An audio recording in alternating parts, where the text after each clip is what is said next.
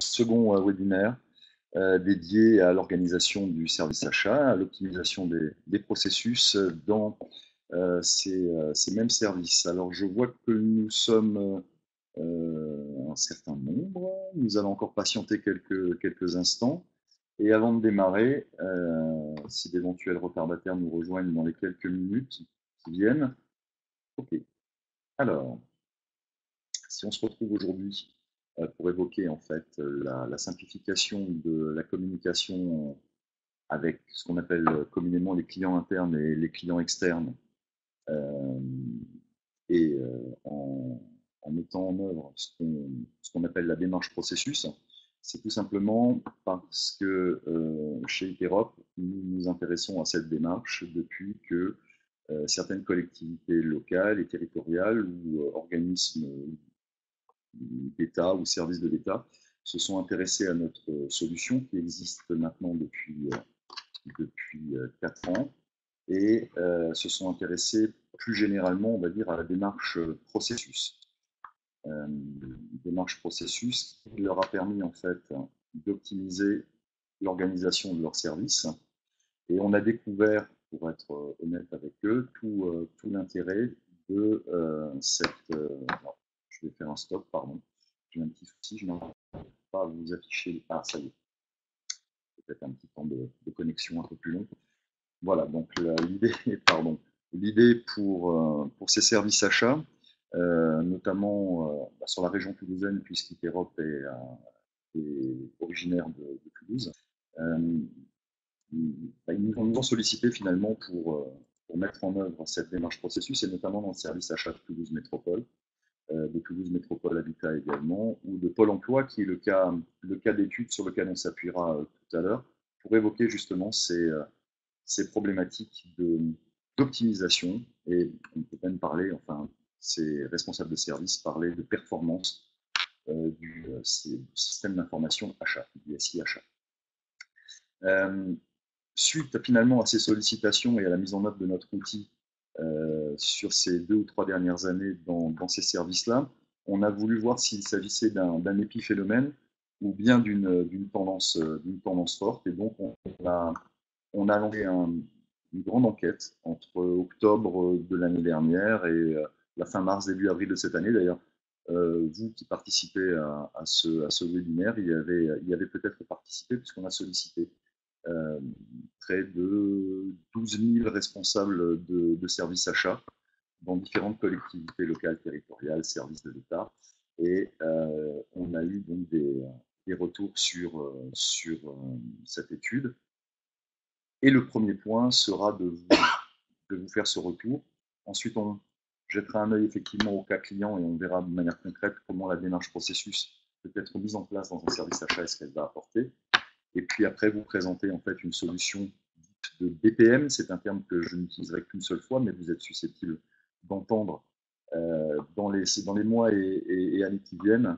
BPM, c'est ce qu'on appelle le Business Process Management, c'est-à-dire la faculté que vous aurez avec une solution de ce type, tout simplement de gérer, d'orchestrer l'ensemble des processus et des workflows dans votre organisation et forcément d'en retirer tous les mérites et tous les avantages.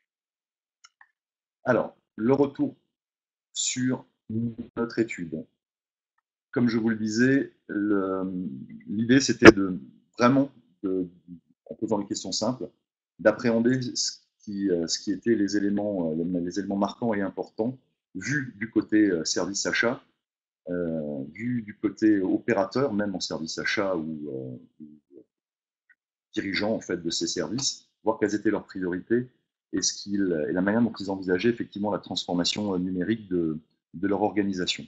Est-ce que cette génération digitale les a touchés? Est-ce que les nouveaux modes de communication, les réseaux sociaux et les supports comme la tablette et le smartphone sont intégrés aujourd'hui dans les services achats? Est-ce qu'on s'en sert ou est-ce qu'on s'en sert pas? Est-ce qu'il y a cette mobilité? Est-ce qu'il y a une communication totale?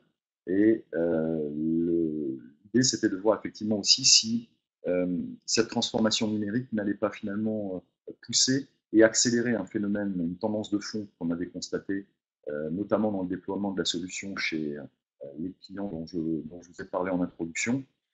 Est-ce qu'on n'est pas en train finalement de pousser le curseur du juridique vers l'économique, globalement dans la gouvernance en fait du service achat en milieu public, mais aussi en milieu privé, peut-être à une moindre échelle. Ensuite, ce qu'on a constaté également, c'est que lorsqu'on arrive avec une nouvelle solution, avec une nouvelle méthodologie, on fait parfois peur. Et c'est vrai que l'accompagnement au changement est quelque chose de très important. Il a donc fallu aussi, au fil des versions précédentes de notre outil, le faire évoluer pour qu'il devienne ce qu'il est aujourd'hui, c'est-à-dire une solution très facile d'appropriation qui permette finalement un accompagnement au changement et une simplicité de prise en main pour les utilisateurs.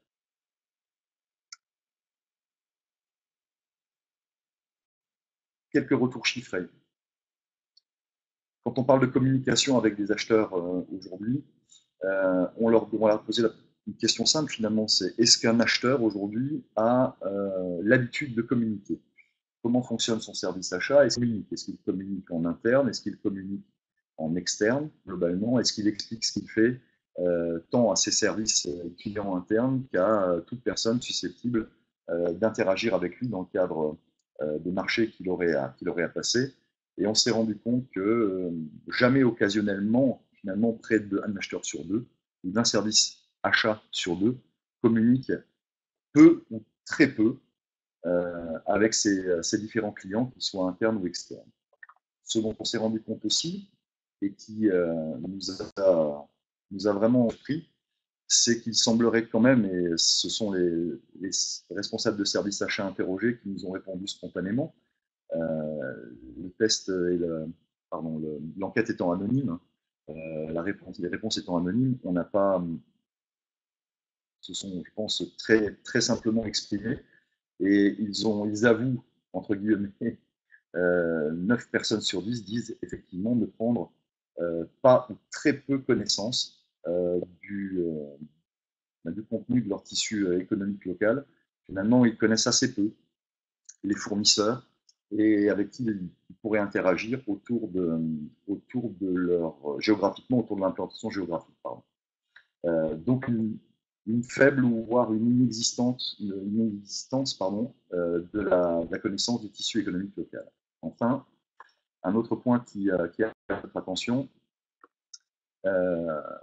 c'est que plus globalement, au niveau de la direction des achats, peu de communication avec les clients internes, on l'a vu tout à l'heure, 1 sur 2, et très peu également avec les fournisseurs potentiels. Tous ces chiffres se rejoignent et globalement, les conclusions qu'on a pu en tirer, et surtout les besoins qu'on a pu identifier au travers des réponses qui nous ont été faites par ces différentes personnes qui ont été sondées, c'est une recherche de l'amélioration effectivement de la collaboration avec l'ensemble des fournisseurs. Donc on va parler nécessairement à ce moment-là de sourcing ou de sourçage en français, c'est-à-dire avoir la capacité de gérer une base de données fournisseurs, savoir qui fait quoi dans ma région et donc ou autour de moi au moins, qui va être susceptible de répondre à mes attentes.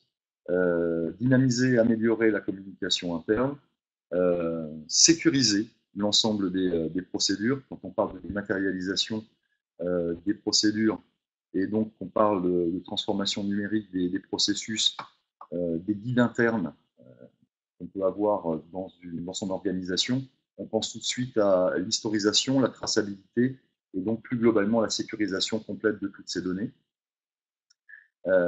Et tout ça dans le cadre du respect, comme on dit, des bonnes pratiques, c'est-à-dire soit des bonnes pratiques liées au Code des marchés publics lorsqu'on est un organisme public et qu'on doit se conformer d'une manière ou d'une autre au Code des marchés, soit aux bonnes pratiques internes, tout simplement parce qu'on a un guide interne des procédures et que donc les processus que l'on va mettre en œuvre doivent effectivement respecter, voire même développer ces bonnes pratiques. Mise en œuvre de ce processus nous a également fait remonter du terrain une terminologie à laquelle on s'attendait finalement assez peu. Nos clients nous disent ça nous aide à nous professionnaliser, c'est-à-dire ça aide l'ensemble des collaborateurs d'un SI achat à mettre en œuvre une démarche plus professionnelle, plus pertinente. Ça rejoint l'idée d'optimisation et au-delà de performance dans le bon sens du terme. Performance dans les compétences. Pour essayer de donner un premier niveau de concret à ce que l'on vient d'évoquer, on va retourner en fait sur le cas client Pôle emploi. On a déployé, la solution a été déployée il y a de ça maintenant 18-24 mois chez Pôle emploi Occitanie, donc à la direction des achats et de la logistique. Et leur vœu pieux au départ était d'harmoniser et de simplifier les demandes d'achat dans un cadre que beaucoup de collectivités rencontrent, soit à l'échelon local lorsque les mairies décident de s'organiser dans une communauté de communes. Là, on est à l'opposé, on est dans la région, et en fait la fusion de la région Midi-Pyrénées et Languedoc-Roussillon qui a donné naissance donc à la région Occitanie. Donc non seulement un enjeu de simplification, mais d'harmonisation des procédures entre les deux antennes que représentaient Toulouse et Montpellier. Et bien évidemment, quand on parlait de bonnes pratiques tout à l'heure, on sait pertinemment, du moins chez Pôle emploi, que les choses ne se passaient pas forcément de la même manière.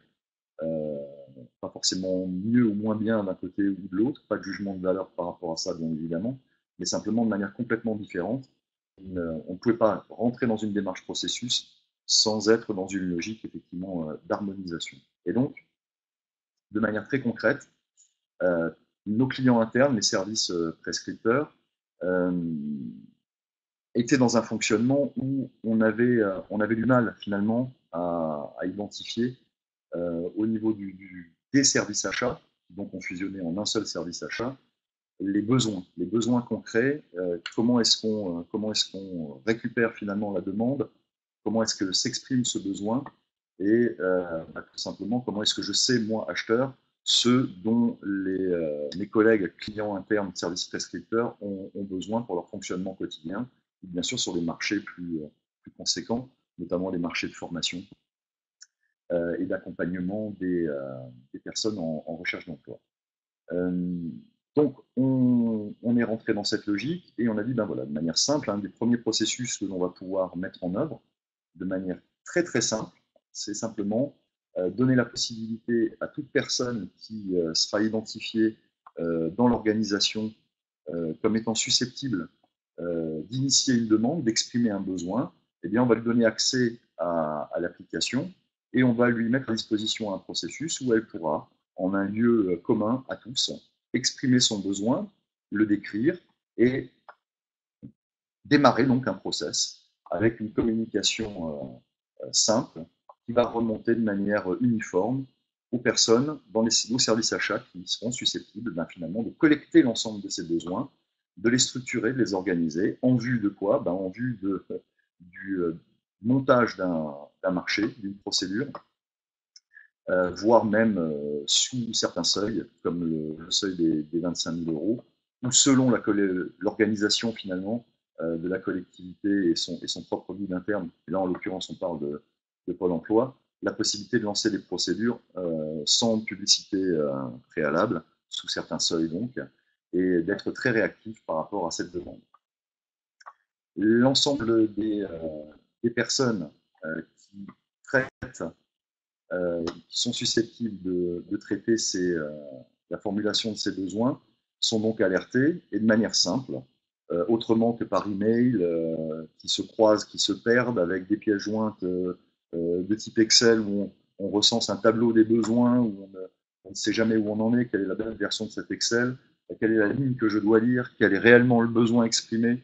Bien souvent, c'est des tableaux à rallonge qui prennent une dimension démentielle, qui ne sont plus du tout lisibles, et qui sont bien évidemment, lorsqu'ils sont mal mis à jour, voire même pas du tout mis à jour, absolument inexploitables. Donc l'acheteur, là, dans ce cas-là, est directement informé d'une tâche qu'il a réalisée, c'est-à-dire valider finalement le besoin, faire un retour à la personne qui a exprimé ce besoin et suivre ce dossier.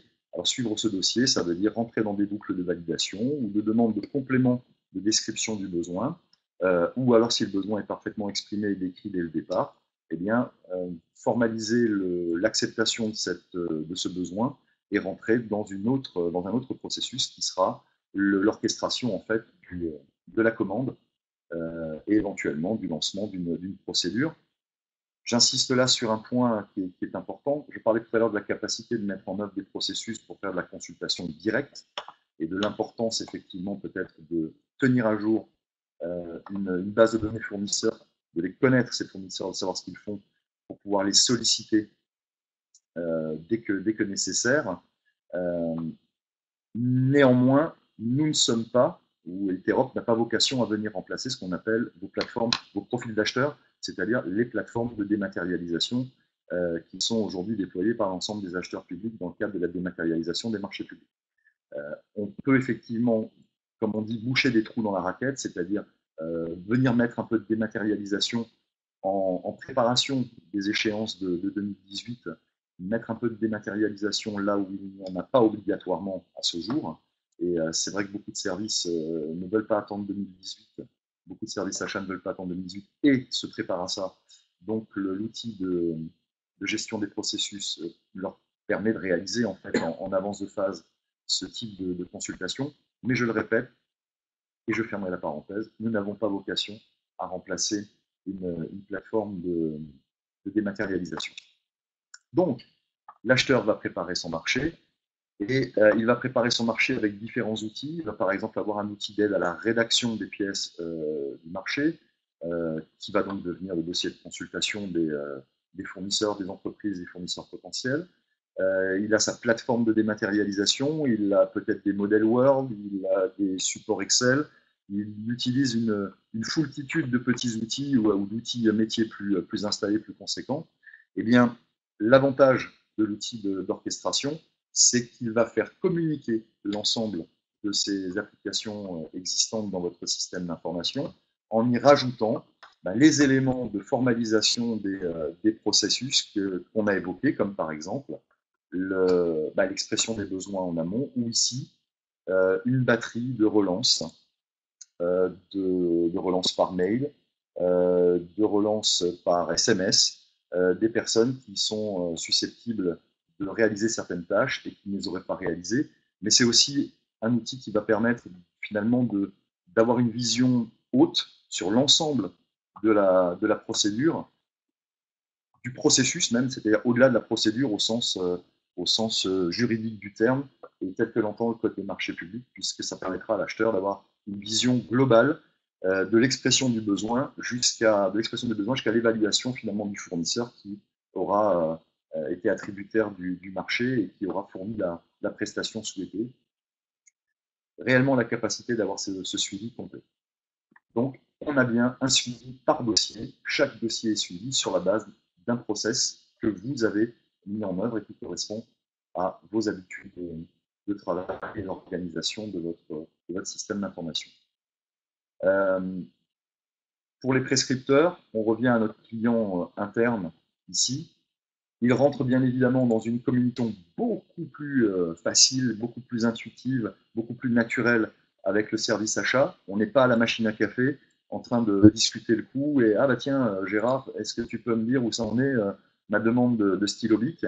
Bah écoute, j'en sais rien, ou alors c'est lancé. Non, on n'est pas dans une logique de l'à peu près.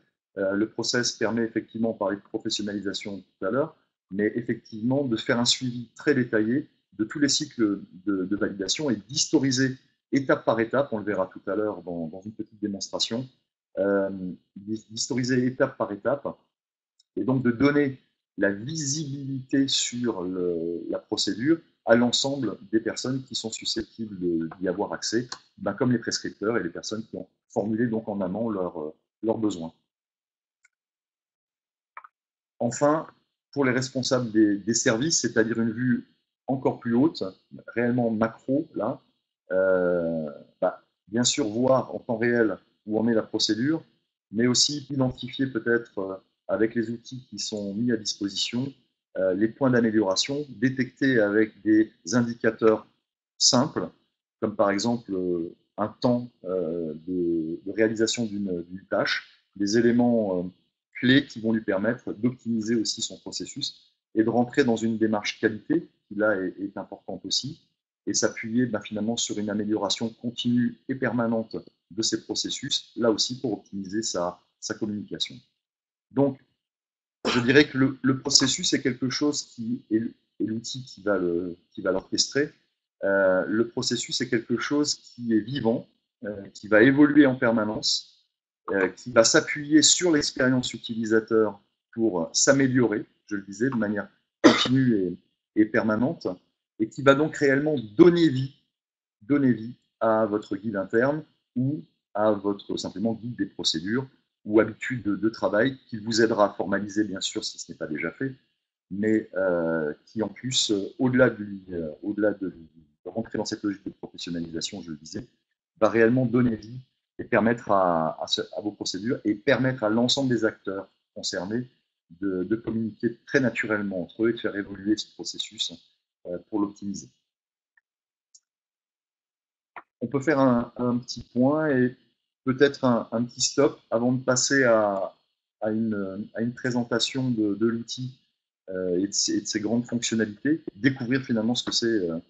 Parmi vous, il y a peut-être des personnes qui ne savent pas ce qu'est un outil d'orchestration et de gestion des processus et des workflows, des flux. Donc l'idée pour nous là est de basculer maintenant dans une démonstration en ligne.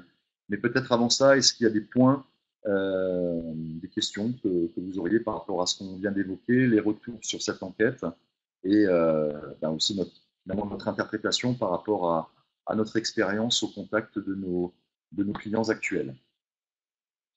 J'attends quelques secondes sur l'échange, sur le chat. Si tout est OK pour vous, pas de questions particulières. OK, donc on va directement basculer dans la présentation. Et on bascule donc sur la présentation de la solution d'orchestration de processus.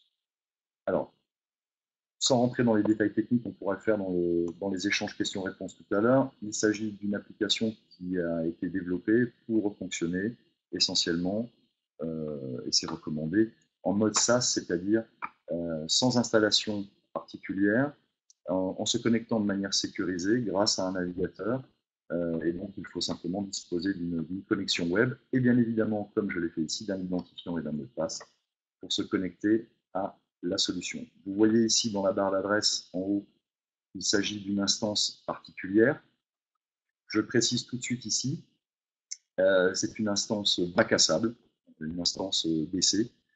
Si à l'issue de cette présentation, vous avez envie de profiter en fait de cette instance pour découvrir par vous-même l'application, n'hésitez pas à nous faire part en fin de présentation de cette volonté-là et on vous transmettra tous les identifiants et mots de passe que vous solliciterez pour tester la solution chez vous en local sur vos postes. On va donc se connecter.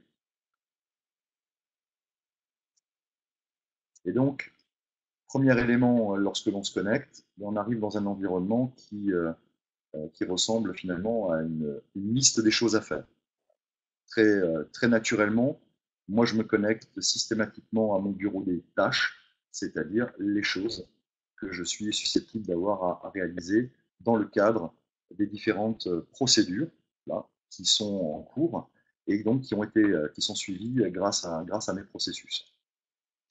On a vu tout à l'heure qu'il y avait différents types de profils et d'acteurs dans nos services achats et dans les services et clients internes.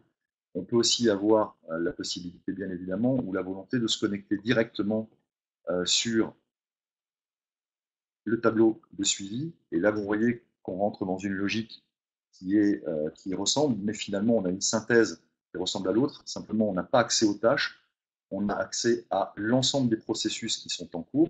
Et on verra tout à l'heure que cette vue-là va permettre aux personnes qui supervisent finalement les procédures d'aller directement accéder au suivi en temps réel de l'ensemble des tâches qui ont été réalisées, qui sont en cours de réalisation, et accès aux données. On est là vraiment dans la logique de l'historisation et du suivi dont je parlais. Et puis, L'autre chose que nous avons mise en œuvre également, c'est la capacité d'accéder, alors là pour les gens dont on parlait, qui sont plutôt les responsables de service, d'accéder à des tableaux de bord qui sont plutôt des tableaux de pilotage de l'activité qui vont permettre de savoir quelles sont les tâches en cours globalement au niveau d'un service, les tâches en cours de réalisation, le nombre de tâches. Quand je parlais tout à l'heure d'indicateurs qui permettaient de faire un suivi, là on est dans le cadre d'une instance d'essai, de démonstration. Il est clair qu'il n'y a qu'un seul processus qui est lancé. Les courbes ne sont pas très représentatives, mais vous imaginez bien, et on le verra tout à l'heure, on peut mettre en place et personnaliser, notamment grâce aux outils que vous voyez ici dans le coin droit de l'application, vous allez pouvoir personnaliser l'ensemble de cette interface pour suivre en fait l'activité de votre service. Donc, dès la connexion, on personnalise et on configure finalement la qualité de la connexion par rapport au profil de l'utilisateur. Ensuite, on en a parlé tout à l'heure, on est dans une logique de mise à disposition également de la solution à des clients en interne, des services prescripteurs. Et bien, on va se mettre dans cette situation-là, c'est-à-dire qu'on va cliquer ici sur la liste des processus, il n'y en a qu'un, et pour cause, vous allez voir, je vais vous donner quelques détails par rapport à ça, mais on se met typiquement dans la situation finalement d'un acheteur qui n'est pas rattaché au service achat, qui est plutôt quelqu'un qui exprime un besoin ou qui a envie d'acheter quelque chose dans un service technique, dans un service, un autre client interne, qui va pouvoir démarrer, grâce à son accès à l'application, démarrer un processus. Alors, quel processus? Là, j'espère que vous allez pouvoir voir. Je vais d'abord vous montrer la globalité du process. En fait, ce qu'on a voulu modéliser ici de manière plutôt simple, même simpliste, mais néanmoins complète, c'est vous donner en fait vous permettre de distinguer deux notions, le processus et le macro-processus. En fait, on a créé un process global, on va appeler le macro-processus, qui est en fait le cycle complet. Ici, vous voyez, il est présenté, si vous voyez le mouvement de ma flèche sur l'écran, il est présenté en forme de coquille d'escargot, de spirale. On part bien de l'expression des besoins, en passant par le choix des fournisseurs, la consultation des fournisseurs, le service achat qui va réceptionner et analyser les offres. En fait, on a simulé le parcours complet jusqu'à finalement l'exécution du marché qui peut être suivie. Même si vous avez des outils métiers aujourd'hui, on pourra récupérer certaines informations, aller se connecter avec ces différents outils métiers pour finalement avoir, pour que le processus devienne, comme je le disais tout à l'heure, un orchestrateur, le chef d'orchestre finalement de l'ensemble de ces outils métiers qui parfois ont un peu tendance à ne pas ou peu communiquer entre eux et à fonctionner chacun dans leur coin. Là, vraiment, l'idée aussi, c'est de donner du lien et au travers du design, de la modélisation, du dessin de ce processus, vous faire appréhender toutes les possibilités de l'outil. Donc ici, on est dans une logique où on va d'abord exprimer un besoin, ce qui pourrait être un processus à lui tout seul, beaucoup plus complexe que celui que vous avez ici. On va effectivement pouvoir se connecter à une base de données, simuler une connexion à une base de données fournisseur, faire un choix de fournisseur pour les consulter. C'est là qu'on ne faut pas qu'il y ait de méprise par rapport à cela. Je le répète, nous ne sommes pas une plateforme de dématérialisation, mais dans le cadre de certaines consultations, sous les seuils de dispense, on peut dématérialiser et c'est aussi pour simuler la capacité de l'outil à aller communiquer avec, là, pour le coup, des clients externes. Donc des fournisseurs en l'occurrence, et ensuite les fournisseurs pourront déposer leurs offres. Et je pense qu'on va aller jusqu'à ce stade-là pour que vous puissiez avoir la vision complète de cette démarche processus, au moins jusqu'à l'arrivée des offres des fournisseurs dans la solution. Je ferme cette partie de la visualisation et donc on va se lancer, on va tout simplement démarrer un nouveau processus. Alors démarrer un processus, ça consiste tout simplement à proposer un formulaire à la personne qui, ici, va pouvoir exprimer son besoin. Alors, on l'a modélisé, nous, de cette manière-là, on l'a designé de cette manière-là, on y a mis certaines fonctionnalités que je vais vous expliquer, mais bien évidemment, dans tout service achat, il peut y avoir une fiche navette, une fiche traceuse, un document qui circule entre les différents services par mail et qui est censé lister l'ensemble des besoins ou permettre de détailler les besoins.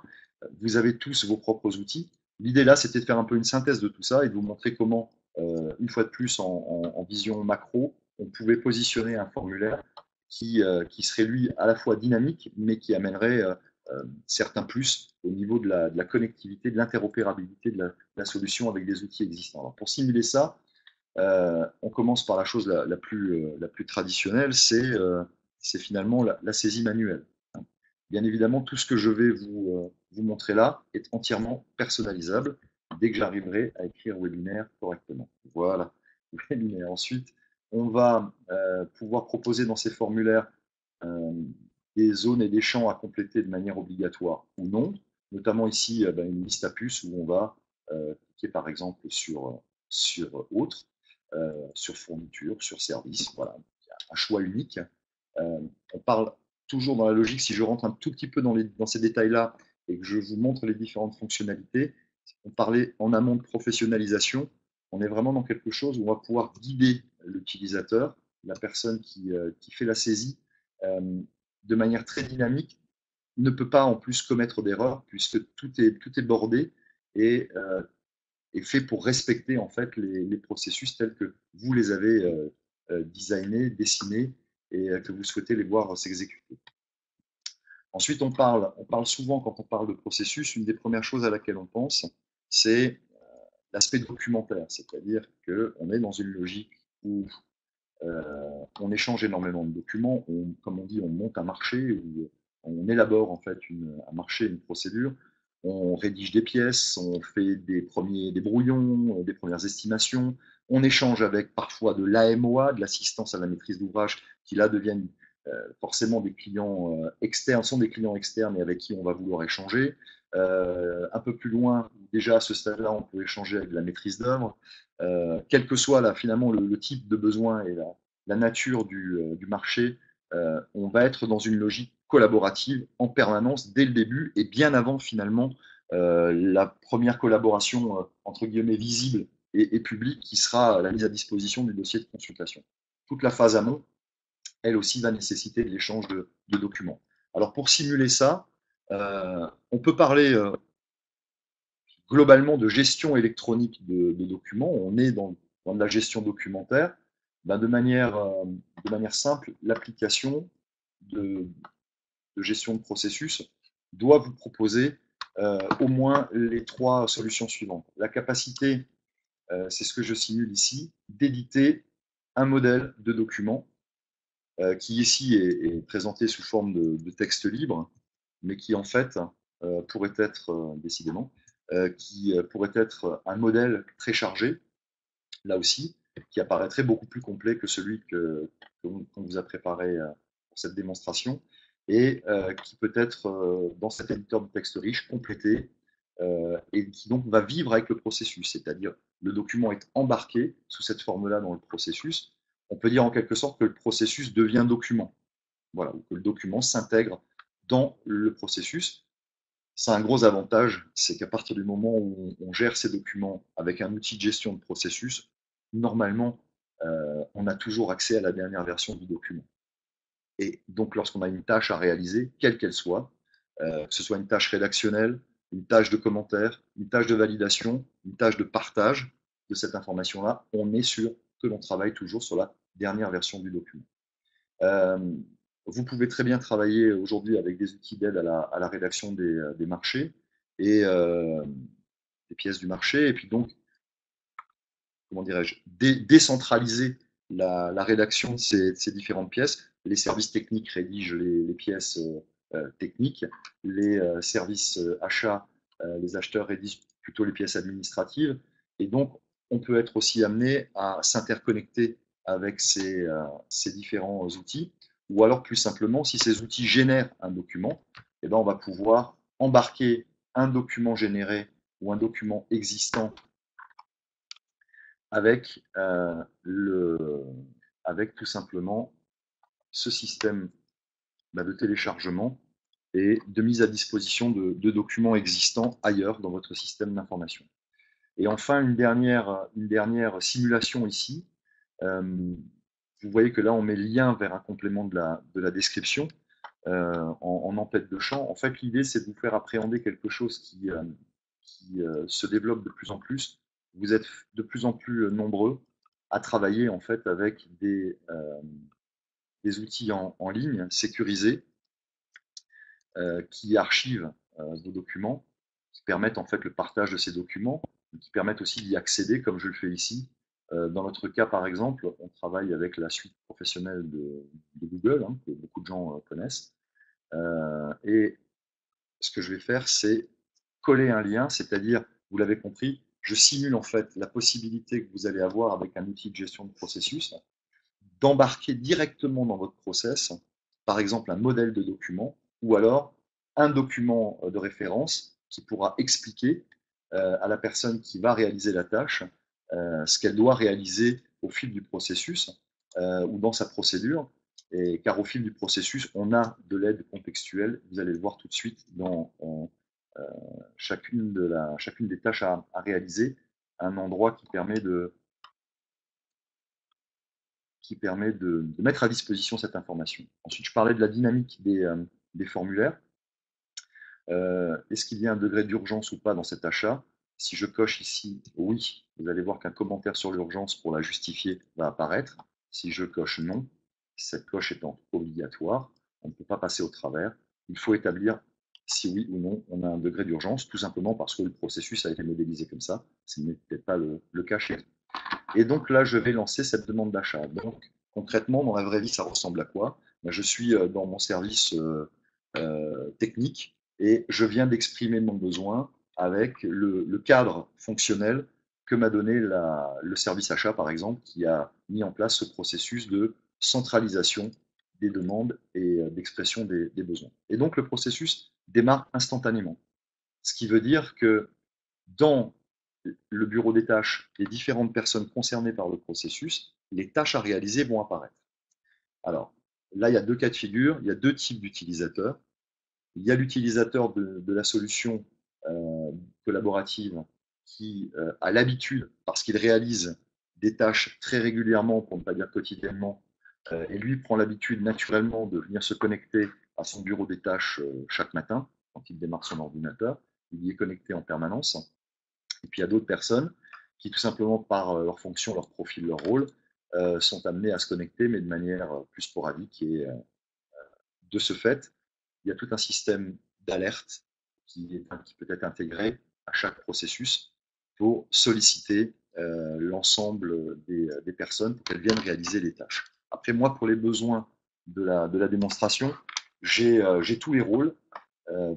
J'ai été précédemment le service prescripteur et la personne qui a exprimé son besoin. Et comme vous le voyez ici, maintenant, en simulant le bureau des tâches du responsable de service, de ce service technique, je dois valider le besoin. Donc, on va effectuer une tâche une boucle de validation, une tâche de validation pour simuler en fait quelque chose qui se passe très naturellement au quotidien dans beaucoup de services techniques. Il y a des personnes qui ont délégation pour exprimer un besoin, ça passe toujours en validation pour différentes raisons dans l'organisation par le responsable de ce service, où on peut imaginer que ça se projette tout de suite chez l'acheteur. On l'a fait de cette manière-là pour aussi vous montrer les différentes fonctionnalités d'un outil d'orchestration de processus.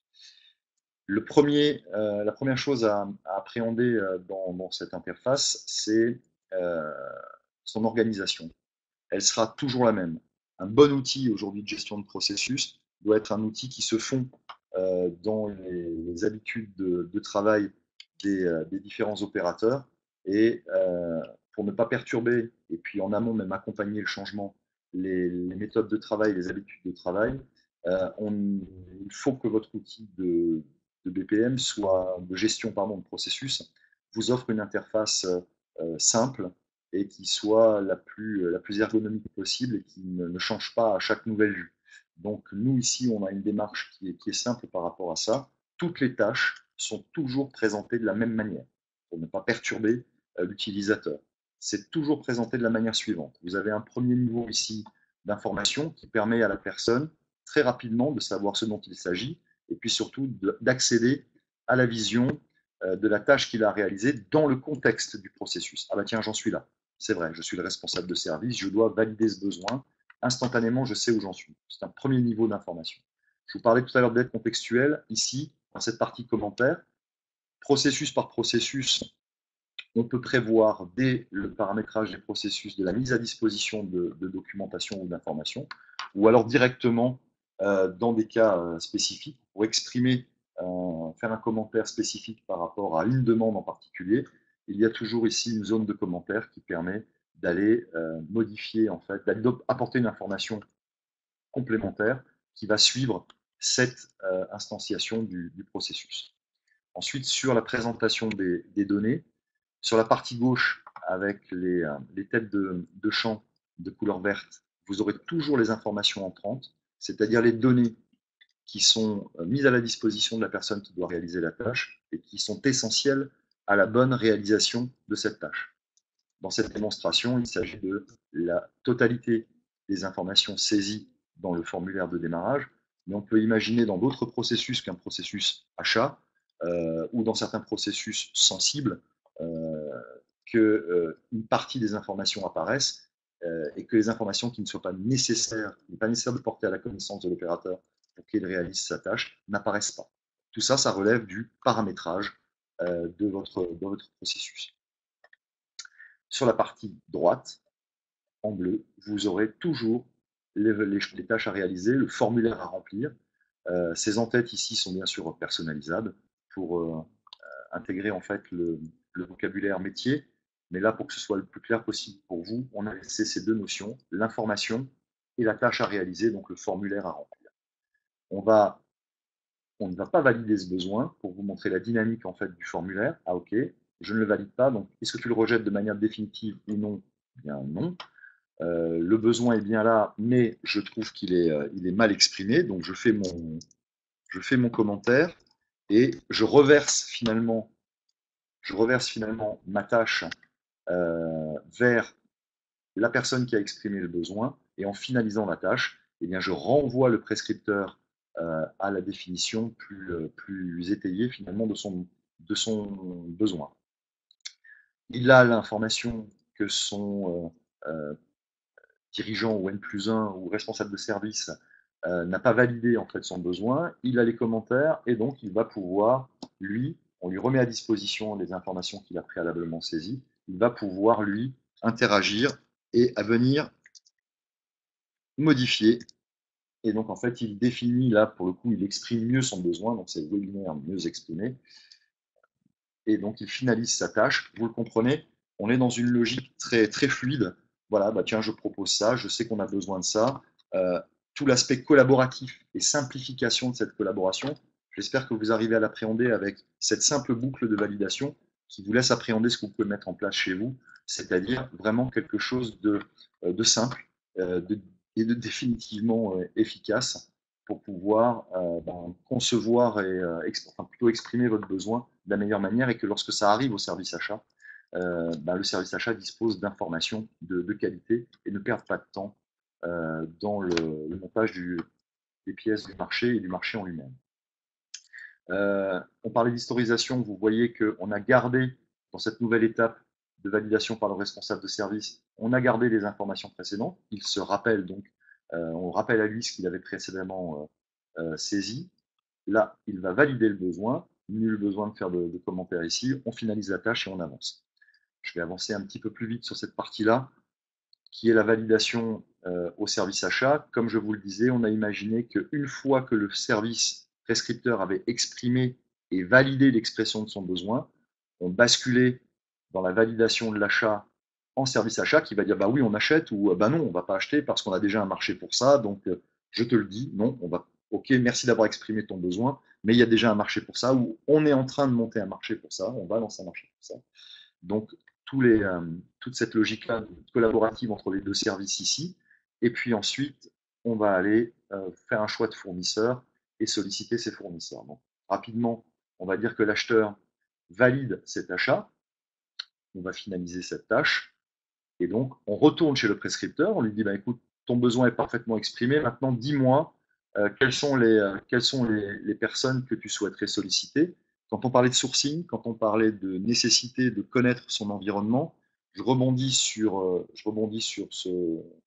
ce point-là, notamment sur des achats sous certains seuils où l'acheteur public peut procéder à une simple mise en concurrence et où les acheteurs privés font de la mise en concurrence naturellement, eux, sans notion de seuil. Bien, là, on avait simulé tout à l'heure le lien avec la base fournisseur. Bien ici, du fait que l'on a lancé un certain type de procédure en amont, c'est-à-dire une procédure de service, il y a un tri sélectif des fournisseurs locaux qui sont susceptibles d'apporter cette prestation de service, c'est-à-dire typiquement organiser ou avoir du conseil sur du webinaire. Donc là, Sopra Steria,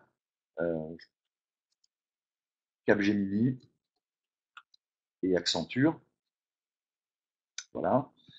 Je sélectionne en fait les trois, je vais les consulter tous les trois et je finalise la tâche. Je soumets au service achat le choix de mes fournisseurs. Le service achat, pendant ce temps-là, a finalisé les documents de la consultation.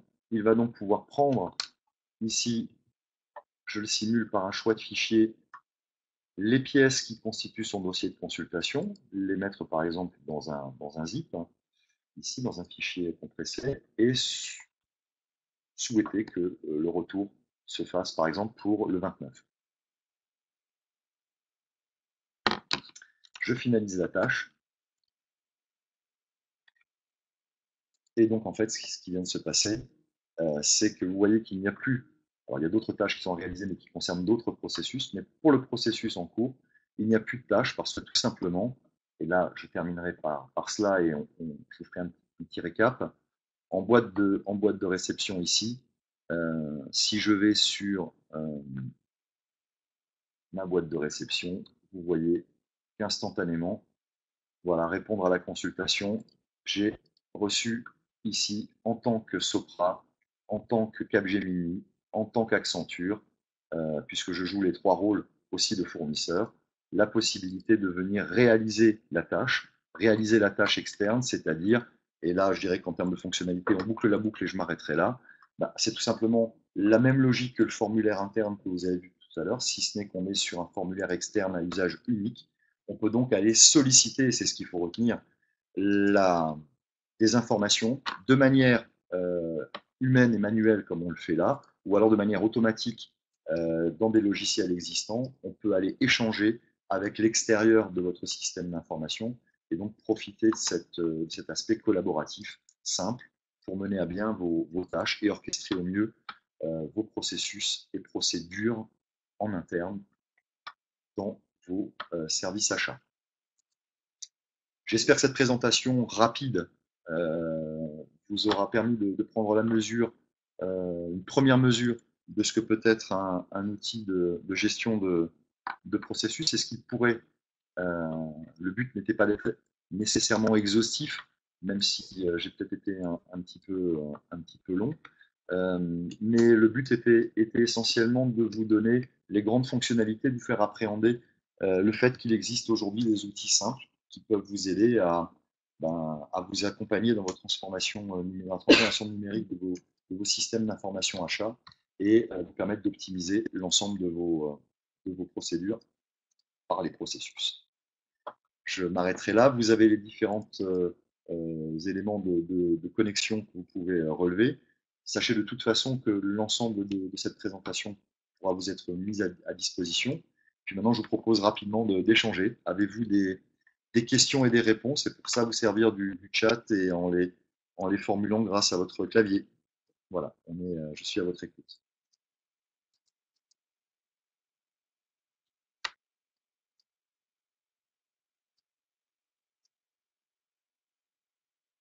Ok, alors une première question. On me demande combien, alors je traduis, hein, combien de temps il faut pour déployer une solution de ce type-là dans un service marché de taille standard, voilà, quelques collaborateurs.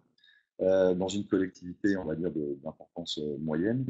Alors, pour mettre en place le premier processus, qui est simplement l'expression des besoins, lorsque l'on maîtrise l'outil de BPM, il nous a fallu 2 heures. Voilà.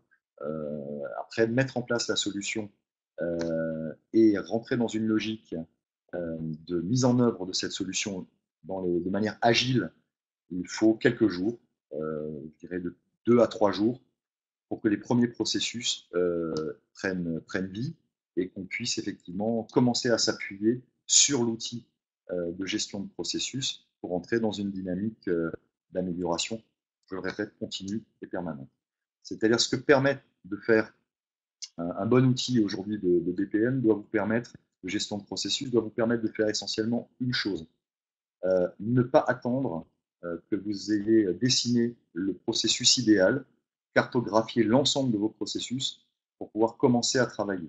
Donc il faut que ce soit un outil qui vous permette très rapidement de déployer les premiers processus, de donner vie finalement à vos premiers tests, vos premières envies, et que vous les éprouviez en mode test auprès de gens qui vont être finalement vos référents dans votre système d'information et qui vont vous faire des retours. Et très rapidement, vous allez pouvoir faire évoluer votre processus et le professionnaliser, ce qui va inclure forcément une dynamique dans les services avec lesquels vous collaborerez grâce à l'outil, et on va rentrer dans cette logique de version de process. Donc il faut aussi que l'outil permette de faire une chose qui pour nous est essentielle, c'est d'évoluer à chaud, c'est-à-dire que vous lancez une première version d'un process, vous identifiez les points d'amélioration, vous effectuez des modifications sans stopper le fonctionnement, c'est-à-dire que les gens continuent à travailler sur la version 1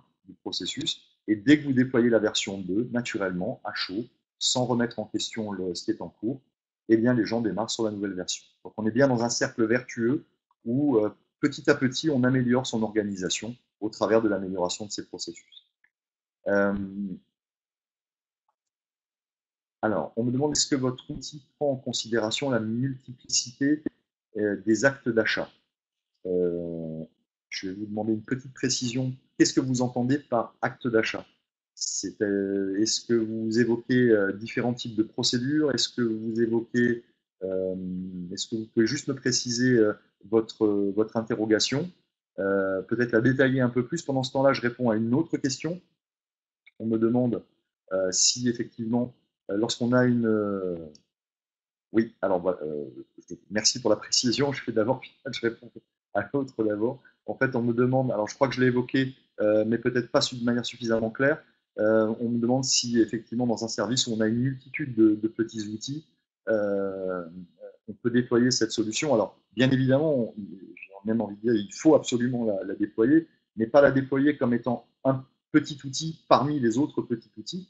Il faut la déployer dans une logique où elle va venir remplacer peut-être des outils, enfin prendre la place d'outils manquants et donner du liant à l'ensemble de ces petits outils, voire même en remplacer certains pour simplifier finalement l'utilisation au quotidien et ne pas avoir ces bureaux d'ordinateur avec 30 applications ouvertes, de multiples fenêtres, et ne plus savoir ce qui vient d'où et ce qui doit aller où.